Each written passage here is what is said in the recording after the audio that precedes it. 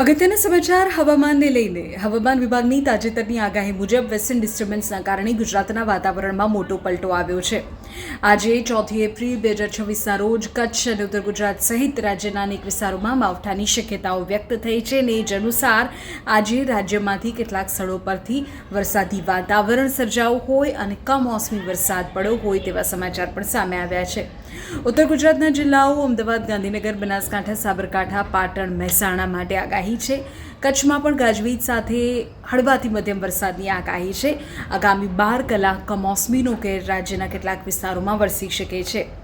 તો કેટલાક સ્થળોએ પવન સાથે વરસાદ પડે તેવી શક્યતા વ્યક્ત થઈ રહી છે. કેટલાક સ્થળો પર 40 થી 50 કિલોમીટર પ્રતિ કલાકની ઝડપે પવન ફૂંકાવાની શક્યતા છે.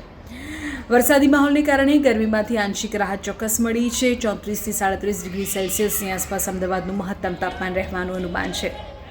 અલબત્ત આજે વરસાદી સિઝન જેવું લાગશે. આજે વરસાદ પડશે કેટલાક વિસ્તારોમાં, ક્યાંક પડી પણ રહ્યો છે. પણ 5મી અને 6ઠી એપ્રિલે ફરી વાતાવરણ સૂકું રહેશે તેવું હવામાન વિભાગનું કહેવું છે.